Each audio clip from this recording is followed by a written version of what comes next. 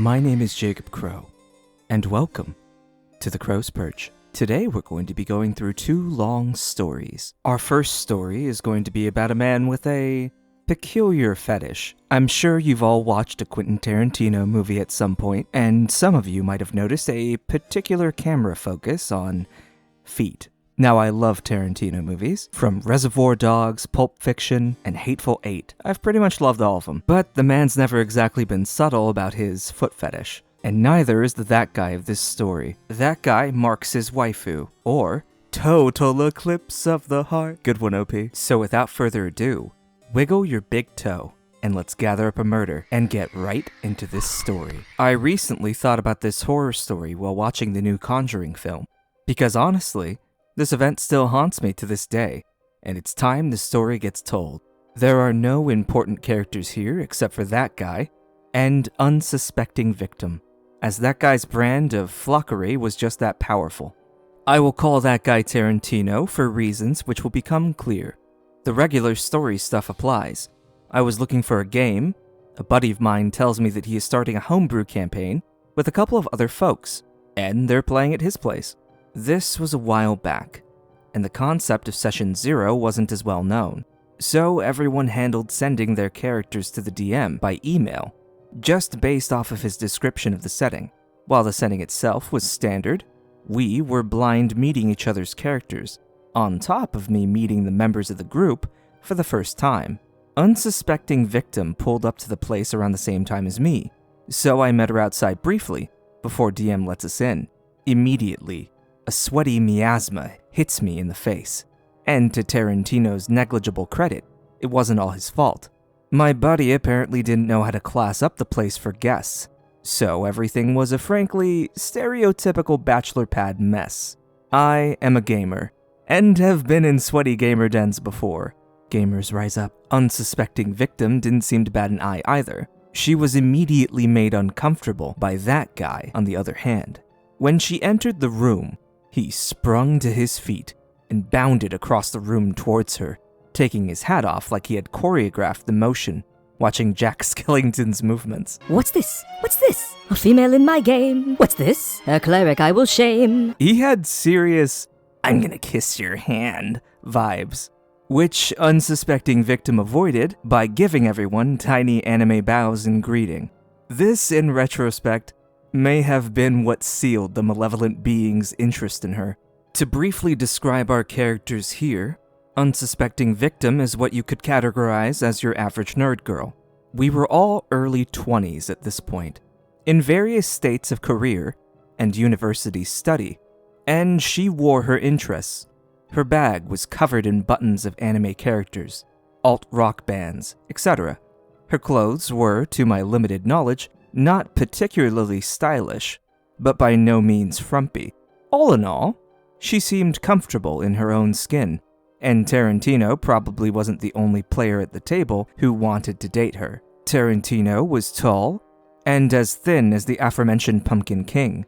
Talking to him at the table, and in downtime before and after games, we eventually learned that he considered himself quite athletic because of his height. I don't remember, but he was well over 6 feet, which comes into play later. He claims that if he really wanted to, he could have played any sport in high school, but he always preferred to be a lone wolf instead of a team player. He didn't wear a fedora, but a black beanie, even though it was in the middle of the summer. He smelled like he always wore a black beanie on his greasy hair, even in the middle of summer. He was kitted out in old Hot Topic stuff, and old graphic tees mostly. But his most defining quality had to have been his disgusting toenails. You would think a guy with a foot fetish would take care of his feet, but whatever. Let's keep going. Oh, how to describe Tarantino's toenails. Like his beanie, he always wore the same putrid leather flip-flops, so his hairy toes were always on display. They were long, and clearly, they were each trimmed into yellowish-green rectangles, with sharp pointy edges, but flat on the front. The only hint that this was clearly a choice, not just an unfortunate, grisly happenstance. These toenails hung over his flip-flops, and because of his height, no matter where he sat, he seemed to stretch out, so they were always a little too nearby. I don't remember anything about the game, but the first session was immediately weird, as someone got up from a seat next to unsuspecting victim, and Tarantino jumped at his chance to sit next to her, ignoring the other player's protest when he came back. When the DM asked him why he moved, his excuse was, "Unsuspecting victim clearly loves anime, so I have to be close to probe her for opinions." I remember for the rest of the first session, and each subsequent session after that, we played 3 or 4 before the incident. Tarantino only focused on unsuspecting victim. I can't even say his attachment was strictly in-game, since the game was secondary for him from the very beginning. He always had an anime meme he wanted to pull up and show her on his phone, or an anecdote about whatever anime he was currently watching, which was obviously so relatable in this exact moment. Literally the only part of the game I remember is him being sure to tell everyone, especially unsuspecting victim, that his character looked like Afro Samurai, with particular emphasis on the fact that he was wearing traditional Japanese sandals. Now, if you hadn't noticed by now, Tarantino has a weird thing for feet. I honestly don't know how deep that rabbit hole went, but from piecing it together from the next 2 incidents, it is deep enough to cause eldritch madness upon sight. Last chance to look away. Stare into the abyss, and the feet shall stare back. The first incident that really tipped me off to his foot fetish was actually a game that unsuspecting victim had to miss. He sat there, bored on his phone, the whole time, only occasionally showing memes to the DM, who looked increasingly more and more annoyed as the night wore on. After the game, when we were sitting around, shooting the shift without Tarantino, the DM brought up that he wasn't actually being shown memes, but anime prawn. He said that all of the pictures were of girls tied up in the same pose, which later I confirmed with him was facing away from the camera with their feet closest to the foreground. Now, today I am mature enough to say I don't kink shame. Your thing is your thing. But back then, I definitely became more morbidly curious about his predilections and his own personal grooming. I have no idea how that sort of thing would come up naturally in conversation, so I settled for being a little more observant of the types of things he was showing to unsuspecting victim. I didn't have any time to snoop further though. Since the next game session, DM revealed when everyone arrived that we would be playing at a new table he bought on Craigslist. I should mention that before then, we had played sitting around in various seats in his living room and on his couch, as he and his roommates were also typical in dragging their feet to furnish the house. This table was laughably huge for the space, and it was clear that he had seen it and decided that he wanted to hear dice clatter on it before any other consideration.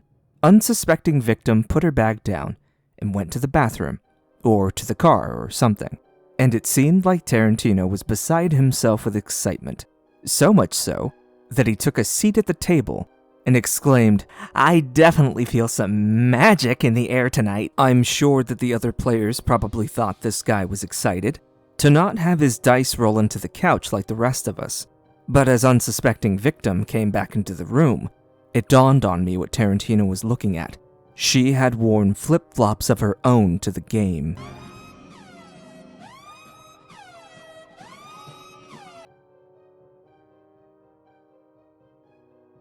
The rest was like watching the last part of a long, dark ritual courtship. Unsuspecting victim managed to sit the furthest away from Tarantino than she had in all of the previous weeks. She squeezed into a corner between me and another player. Tarantino looked disappointed and slumped down in his chair, but the curse was far too advanced to stop now. The game went on, but Tarantino was distracted. He kept on looking under the table and fidgeting. He dropped more than one die, and to my horror, I noticed that his phone, usually right next to his face for the entire game, was under the table. He was clearly taking pictures down there, but no one else seemed to notice, and I was too freaked out by this behavior to even know what to do at this point. As the night went on, unsuspecting victim actually seemed like she was having the most fun with the game that she had had so far. Unsuspecting victim actually seemed like she was having the most fun.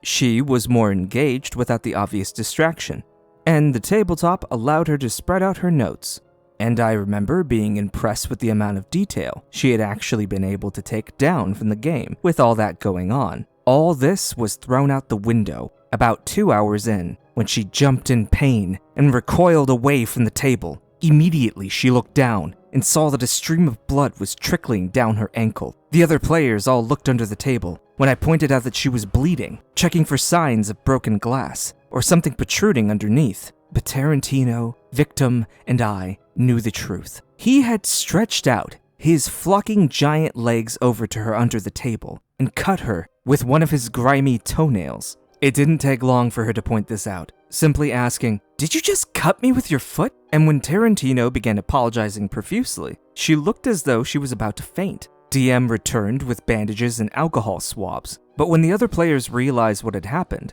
one of them unabashedly suggested that she should get a tetanus shot. This seemed to bring her back to her senses. She came back to a quiet but heated argument between DM and Tarantino, DM saying that he should bandage her up because he was the host, and Tarantino had done enough, and Tarantino demanding that he be allowed to bandage her because creepy reasons. In the end, she bandaged herself after quite a few swabs and promptly grabbed her things and left. Throughout all of this, Tarantino is apologizing again and again, saying, "My bad, I'm just so tall, and I have giant feet." As if these things are not only excuses for why he went Edward Clippernails on her leg, but also an indication of something else. The game broke up after that, and DM and I played a few more times, but never again with Tarantino or unsuspecting Victim. He wasn't a bad DM by any means, but we eventually just grew apart. I hope wherever this group is now,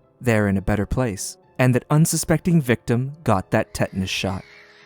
Okay, that was a story. Where do I start with this on DM advice? Don't claw at people with your foot, maybe? Okay, how's this? If you're trying to flirt with someone who's in your game, maybe try talking to them instead of being a goddamn creep. And do it outside of the game, you know, not in the game, because it has nothing to do with the game. And if she says no, then no. And that's it. So in an effort to distance myself from the raptor talon toenail of Tarantino, let's move on to the next story. This next story by user Shadowmere445 is about a player removed after 2 sessions who asks us the question, am I in the wrong? So recently I was just removed from a game after 2 sessions. I, like many, would agree that yeah, it was all my fault, but I just can't stop thinking about the circumstances and the reason for why I was removed. I don't have any in real life friends who play Dungeons & Dragons, and I don't want to bother another group I play with by asking what they think on the situation.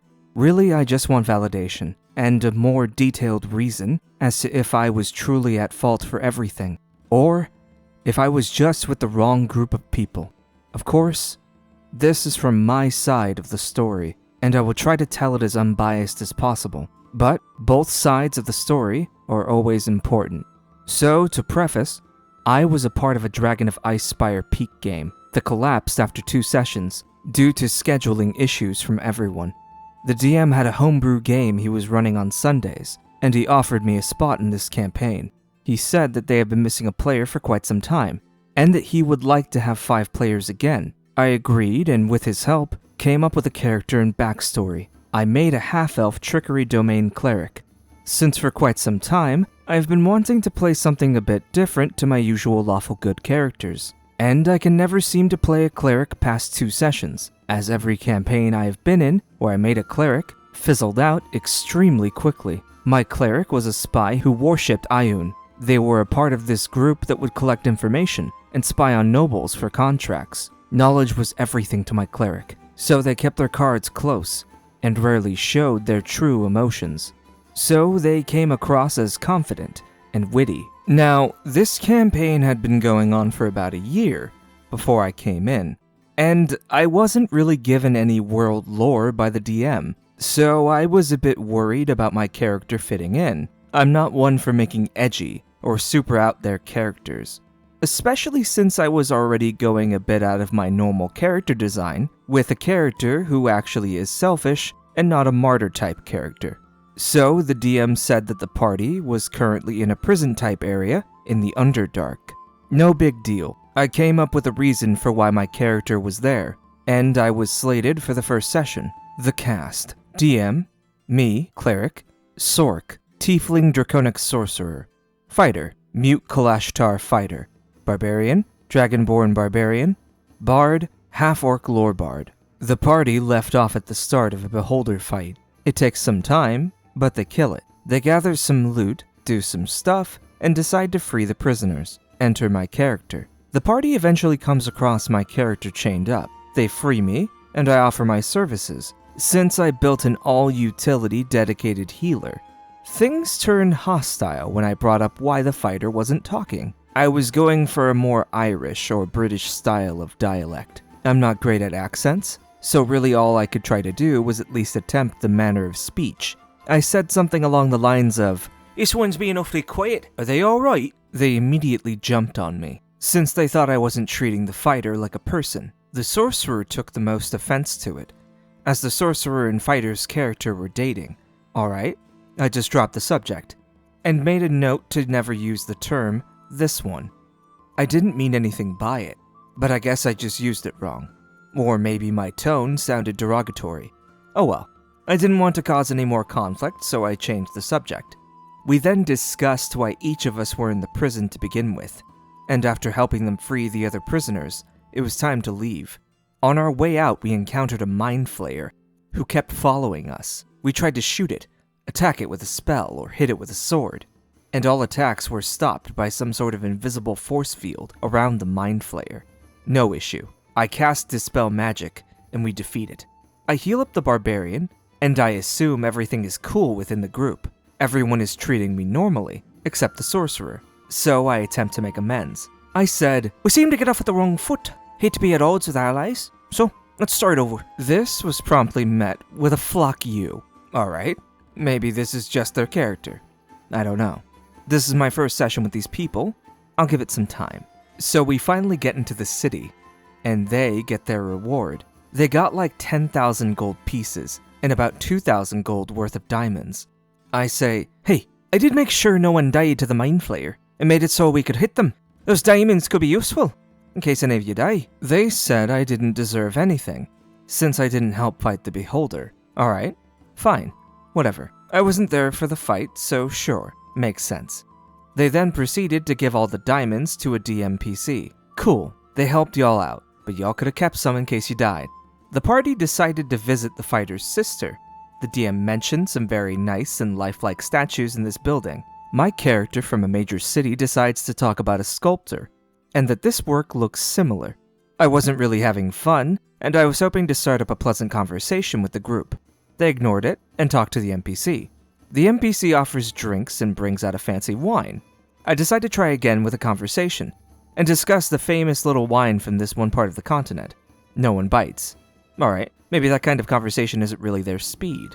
The session ends not long after that, and that night the DM approached me and said to bring up any important world-building lore to him before making a statement on it. I was a bit confused, and asked what he was referring to. DM was not a fan of me making up this one random sculptor and a wine brand. Crow here. This annoys the hell out of me.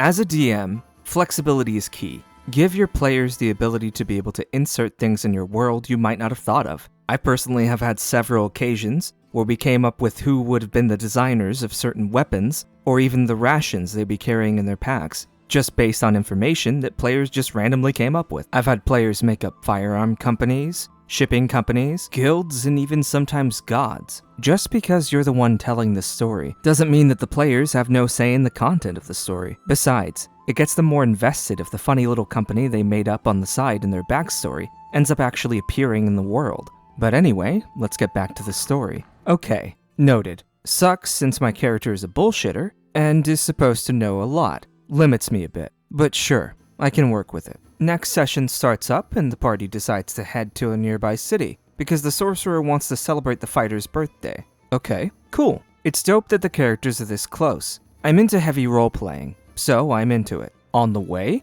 we come across an anthropomorphic rabbit. I make an Arcana check, and the DM tells us that it is an awakened rabbit. Cool. I love druids and awaken is one of my favorite spells, but a little odd since they shouldn't walk and gesture like humans. But no big deal. Probably just DM flavor. So it asks us a bunch of questions, and this is perfect. I was literally made for this. So, with the help of the bard and sorcerer, we explain a bunch of things to it.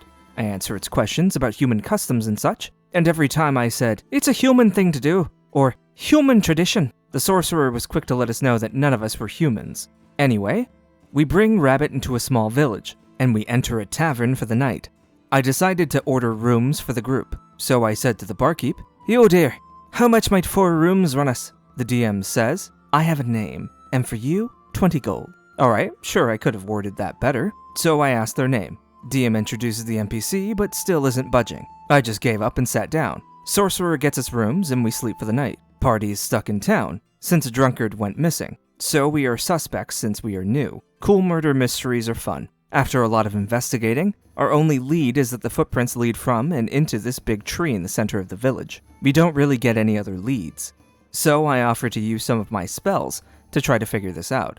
Party doesn't really agree, but we don't really have a choice. So I cast Commune and get a bit of solid answers from Ayun and a successful divine intervention. Ooh, lucky. Still doesn't really help us out, so we do a stakeout. We encounter the creature, and it is invisible. DM tells us to roll initiative. I say, "At least I have locate creature, so I can help point out where it is." DM says, "Yeah, that doesn't really matter since you're rolling for initiative." Alright, I was just reassuring myself, but okay. So we get to fighting it, and Bard casts Hold Person. It succeeds, so the beast is now paralyzed. I commend Bard to the awesome play, since that really helps us out. I then mentioned that because of the amazing spell, I can knock quite a bit of health off of it. DM then tells me to stop bragging about how strong my character is, and to stop gloating about what I'm going to do since it isn't my turn. We kill it, and it turns out it was the rabbit. Everyone is upset. Understandably, since it was pretty adorable.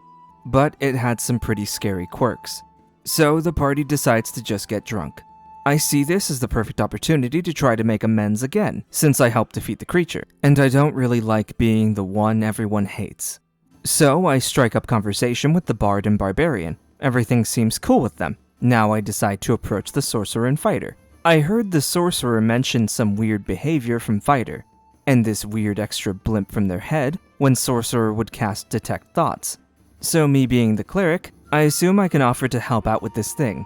Maybe greater restoration or something can help fighter. Sorcerer once again tells me to flock off, and that they don't want my help. Fighter then looks at them and does something that shocked me. They mentioned something about offering to teach my character sign language. I was all over that, since it would be more effective than them writing every time our characters would communicate, and it would hopefully help our characters bond. The fighter made a gesture, and punched my character in the face, many times. Group decided to break up the fight, and they basically told my character that they were never welcome with them.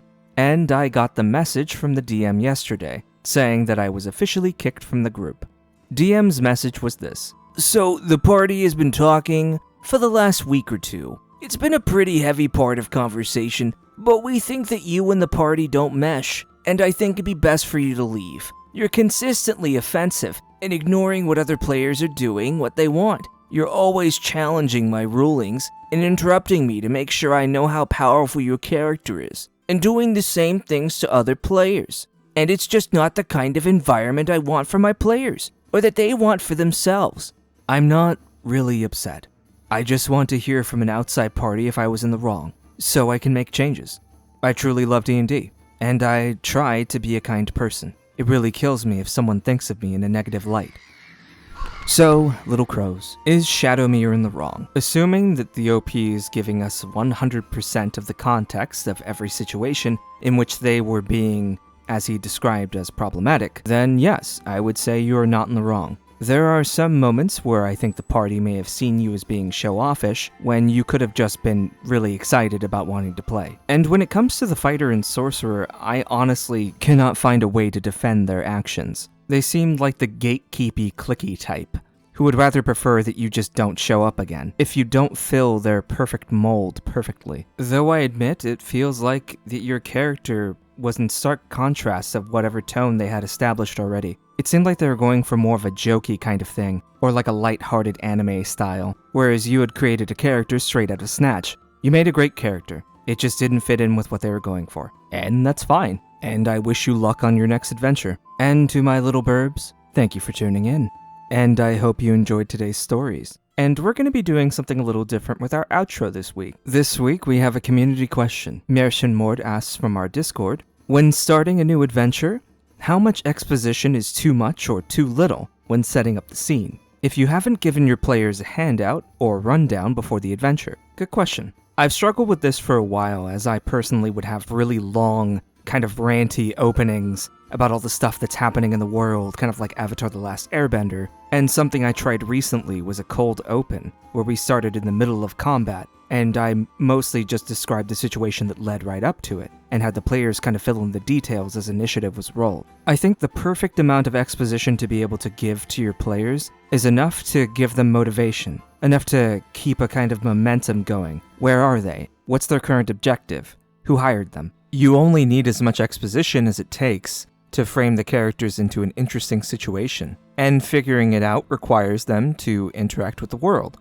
But make sure the things that they figure out matter, both in the scene and in the story. Make it matter, and people will engage with your world's lore. And if it doesn't matter, leave it out. That doesn't mean don't world build, it just means that some of your world building will just be for you, not necessarily for them. And as a last part of the outro, I'd like to thank all of you guys for your support so far, as we are officially past 1,000 subscribers. In fact, if you haven't already heard, I'm going to be joining in as a player on the Dice Goblins YouTube channel, where I'll be playing alongside Den of the Drake, Critical Cunic, RPG Tales, and Crispy's Tavern, with Artificial DM, as the name implies, as our DM. So I'm looking forward to that. And I'm going to leave a link to the Dice Goblins YouTube channel in the description down below, as we have a one-shot planned by either the end of the month or in early July. I'm going to be setting up a series of polls on the Crow's Perch channel so that you can vote as to what my character is going to be for this one-shot. You guys are going to make me a Kanku, aren't you? If you do, I'm going to be the most annoying Kanku in the world. And as one final announcement, the Crow's Perch now officially has a Patreon. So for those of you who would like to make a donation to the channel, feel free. I have a couple ideas for rewards in the future as the channel continues to grow, but in the meantime, we'll just simply reward you with a Discord title to allow you to join the Burb aristocracy. With all that out of the way, I'll see you guys next time, as the crow flies.